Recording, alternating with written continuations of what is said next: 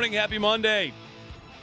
Who is responsible for it being 13 degrees outside?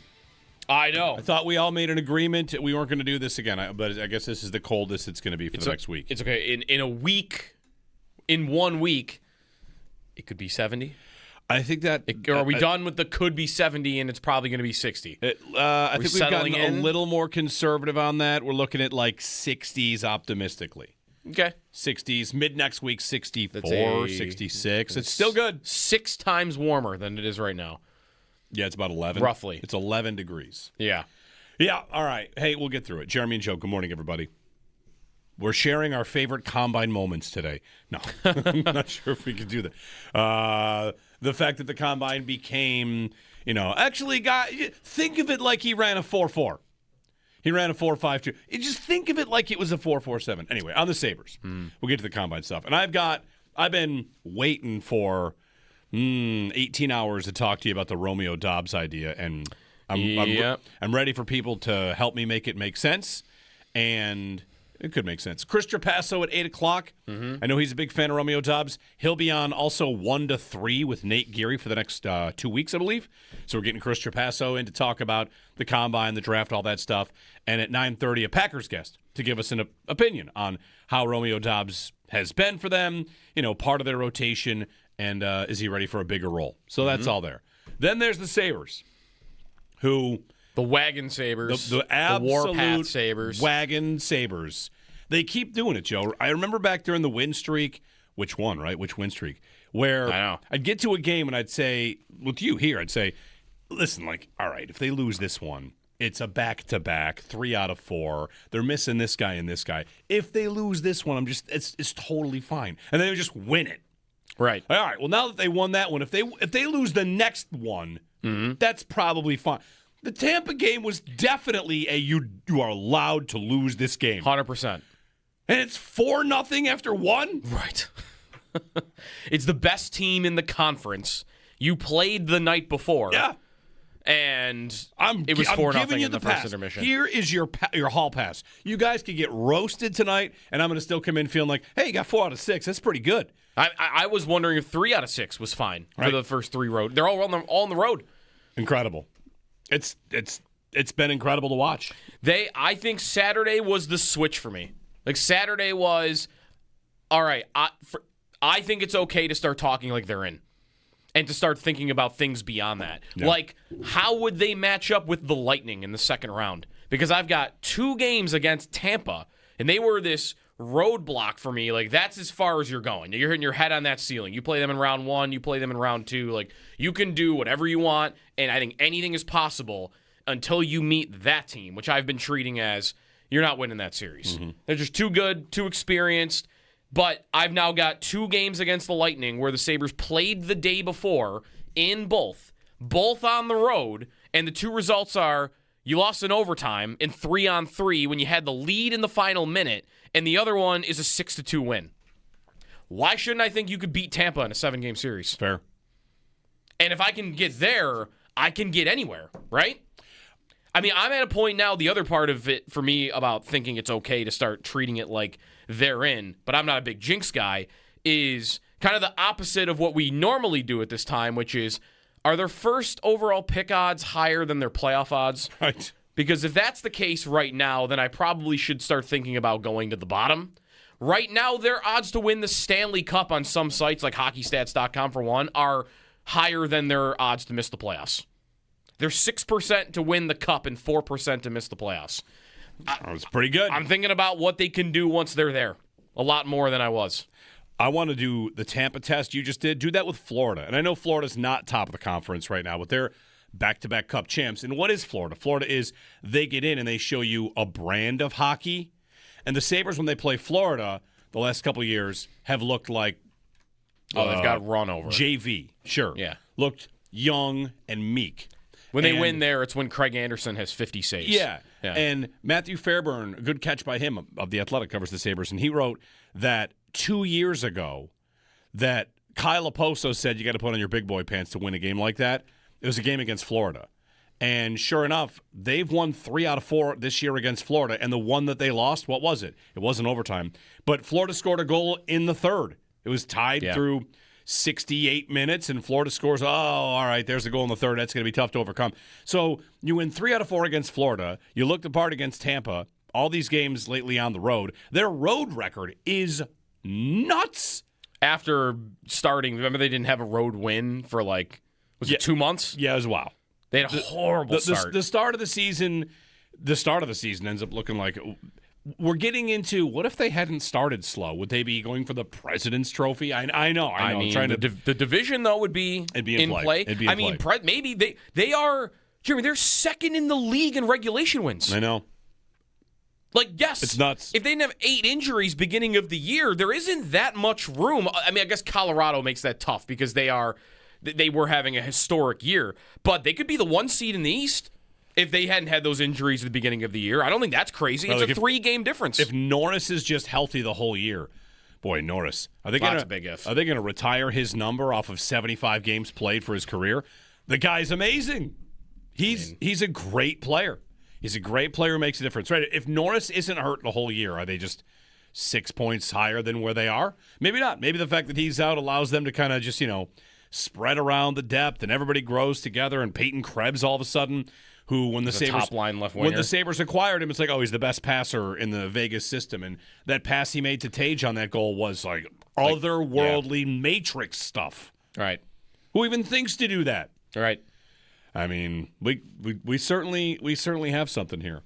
803-0550. If you just want to, talk about that, join us. We got open phone lines. You can just say hey, how about those guys? There's almost no site you can find that has them at lower than 90% to make the playoffs. Yeah, well, almost everywhere has them in. I think it's okay. It's reasonable to say they're going to do it.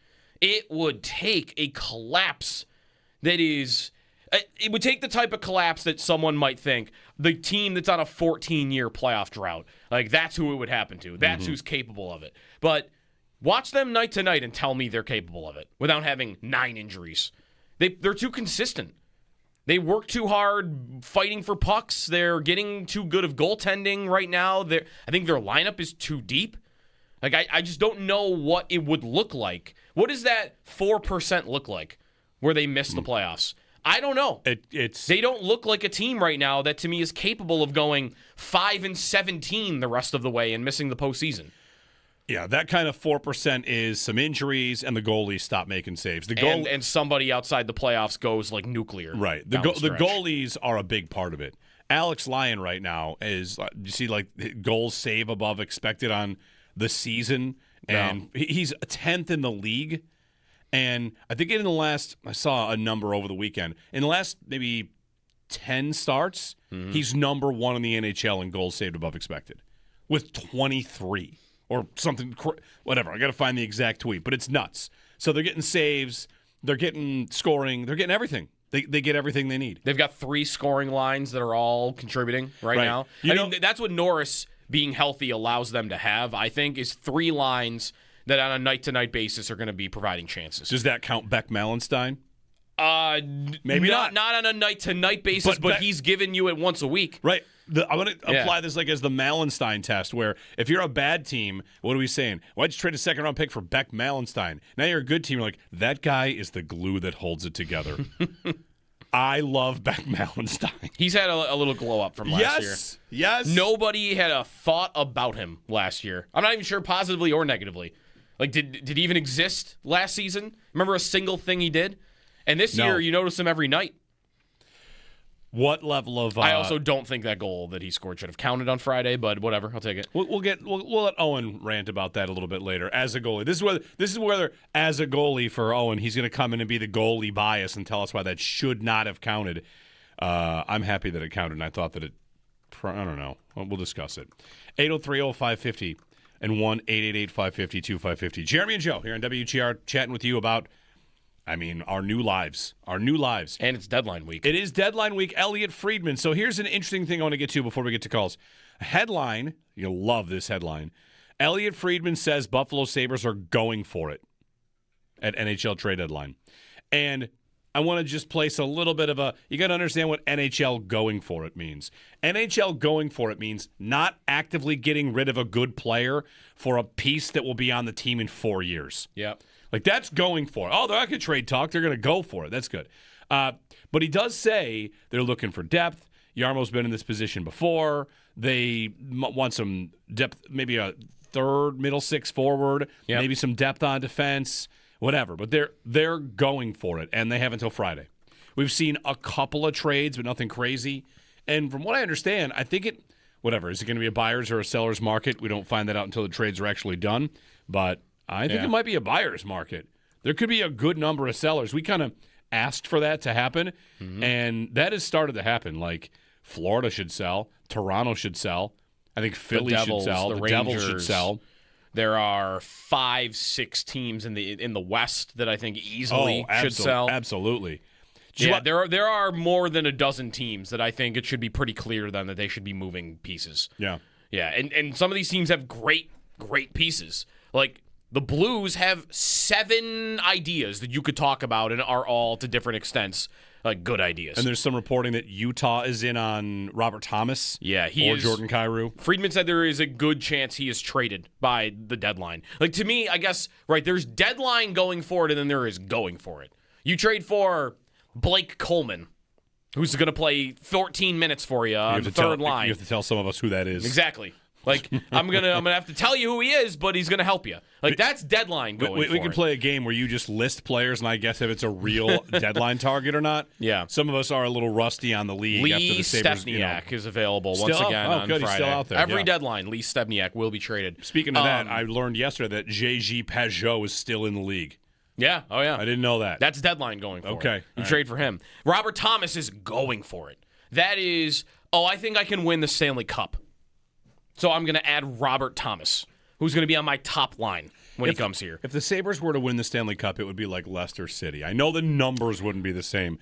Right now, they have the third best cup odds in the East. But to start the season, yes. Would it not have been like plus 2,000 or something crazy? Yeah, it'd been nuts. More than that. Right now, I think they are. Right now, they are. Well, actually, I don't know what they are to win the cup. They're more likely to make the finals right now, I know, than to win the division. Okay. That's what makes it tough. Like, I know some people might think today, like, hey, I got 2 more games against the Lightning, and I'm only 4 points back after beating them in regulation. They have 2 in hand. 2 in hand, though, makes it tougher. And I guess you could think about that as a possibility. I'm just saying, if you think it's possible to catch Tampa, they're more likely by the odds to make the finals than they are to catch Tampa in the division. They are 4 behind Tampa, and they are 5 up on Boston, who lost over the weekend. Did you watch Boston and Philly? A little bit. Those teams stink. Yeah, I don't think Boston's very good. No, they stink. They've got a great goalie, though. 803-0550. We'll get some calls in here. Luke in Boston. Hey, Luke, good morning. Hey, good morning, gentlemen. How are we doing? Good. Good. I just want to talk about 2 things. First thing, I think we need to give Zack Mets his praise. I mean, talk about a guy who really did his time in the AHL, comes up maybe 15 games, he just was quiet, didn't really see him that much, didn't stand out that much, and now he's, toe drag sniping top corners. The goals for and goals against when he's on the ice is like literally the best in the entire league. I can't even believe I'm saying this, but I can't even think that we would think of sending him down. No, he's on one of the best heaters of all time in PDO. Yes, which is the team's shooting percentage when he's on the ice. The team's shooting percentage and the team's save percentage. Opposing goalies stop a point. It's a 8-10 save percentage. In any shot that's when Zack Mets is on the ice, the Sabres shoot at the goalies. The other goalies make an 8-10 save percentage. The Sabres save percentage when Mets is on the ice is .984. Yeah. But do you know what that results in? You want to make it the stat of the day? Sure. Let's make it the stat of the day. What? Time now for the stat of the day, brought to you by Chan Smoke Shop 2 and Smart, where everything about Chan Smoke Shop is smoking. So what that save percentage and shooting percentage results in is the score when Zack Mets is on the ice this season. Here we go. For the Sabres is 18-2 in favor of the Sabres. That's a 90% goals for percentage. So when he's on the ice, the Sabres score 90% of the goals. That would be the highest that's ever been tracked in the NHL. Now, tracking only goes back to 2007. What's the sample size? Is So there it's a 20 years. Minimum number of games? It's 200 minutes on the ice. It's not really that much. It's All like right. 20 guys. Yeah, a guy that played one game and won 1-0 doesn't qualify. It's beautiful. But he is 15% higher this year than second place, who was Nathan McKinnon. Right, I don't think he's a Norris winner. He's definitely getting saves. Part of that probably is, though, like, some credit maybe is what? That they play. I was looking at some of those numbers, too. There are, like, no scoring chances either for the Sabres or the opponent when he's out there. Like, nothing really happens. It's kind of like it's the low-event hockey style. But I feel like when you've got a guy that plays 9 minutes a night on your third pair, wouldn't you take that? Yep. Nothing happening. Yep. Not getting run over. All right. Stat of the day. Thank you for the stat of the day. Zack Mets. Yeah. His goal was nice. Anything else, Luke, before I let you go? Yeah, I was just going to get your guys' opinion on, Jack Quinn, right? When we let go of Kevin Adams, I feel like there was a noticeable change, especially defensively, and his just kind of like will to be out there. I just feel like it's kind of whittled down, and he's a guy that you're relying on maybe getting a slot chance to take a nice shot and score. But, we have so many prospects, and, we need some depth forwards, maybe another depth defenseman. Would you guys be fine with, maybe shipping them out? Who would you look for? Yeah, thanks, Luke. I think a lot of people keying on Quinn because there are some things worth liking about him as a player, which might be why you could trade him, but he might be the one piece that doesn't kind of fit what they do, how they play. Sometimes he stands out. Was that wrong defensively? Like he's just – you feel like if there's any one player you'd say, I feel like that might not be what I want in the playoffs. When I'm playing a heavy game – is he more likely to disappear? I think he disappears actually most notably in these games against like Florida and Tampa Bay. Yeah. Like I notice him missing in action, and I think that's the right point to make. I don't feel like he's gotten much better defensively. I feel like he's gotten a little more physical, but I don't think that's made him better defensively. No, I think he's our Sabre version of AJ Epinesa, and that he's in every trade anybody makes. But I think there's good reason for that. He's probably the worst defensive player on the team. He is having a good year offensively. Like he's on a 50-point pace. So with his age and his draft status and that, you should have some value for him right now. And if I can have a guy in my lineup that is going to get cratered in his own end, but I feel like I want that guy to be good on the power play for me.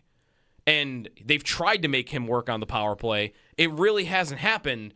I would love to swap him out for a player that doesn't even have to be better defensively or physically or anything. Just give me scoring on the man advantage. That's it. Because Alesh Kotelik maybe was this, right? Like Kotelik in 06 was not good in his own end at all. Would get benched by Lindy sometimes because of it. But what did he give you? He was good on the power play. Just a guy like that, to me, replacing him would be a very good idea, I think, for Friday. 803-0550. I did also see, you have to say this at the deadline, that a GM of a team is weighing a trade versus not wanting to disrupt the chemistry. Oh, right, yeah. I don't love that point. No, it's always a point. If you're not going to make a trade, you claim it's because of something like that. I think the Sabres, and I think Jarmo will do something. The question is, like, how big to go? If you're not squeaking in eighth, like he said, if you are, the 2 in the Atlantic, that, to me, doesn't feel like you're talking about, we're just happy to be there. The players have talked about not just being happy to be there. Could the GM look at what he's seeing and say, maybe I'll go a little bit. Maybe I'll push a little in. The way he talked when he got hired about the cup and the worst day being the day after you lose in the playoffs, that would lead you to, okay, every win they have gives them a greater chance to make a big trade because he's not thinking about it in terms of, I just got to get in. He's thinking about it in terms of, what are my chances to make a run? And they're proving to you right now that they are a team that you should be willing to give that move to. Yeah. Like they've probably getting in. You could see them making a little bit of noise once you get there. So, okay, let me go make a big trade that helps that along. I think it is increasing the likelihood that happens. This win streak really did that, I think. If you ever want to know and kind of figure out, like, all right, well, what's the cut line? The easiest way to do it is look at the team that's on the outside, their points percentage, and then get your new cut line. I believe the cut line right now is 95 points. So that's Columbus. Columbus is playing at a 569 point percentage. So it's very simple. 569 times 164, right? Because 164 is the most points you could possibly get. And that puts you at actually 94. 93.3. 94 would make it then. And the Sabres' pace right now is 104. Right. How do you get to 94 if you're the Sabres? You have 76. That's 18 points in 22 games. Oh, they might have that by the end of the month. Right? You might be in real good shape. We might not have meaningful games in March after all, because they're going to be in such good shape midway through. 18 points in 22 games. That's what? 9 and 13. 9 and 13. 9 and 13 is easy work. Easy work. No overtime. 803-0550, our phone number. We've got plenty of football to get to as well, and happy to have your phone calls. 803-0550.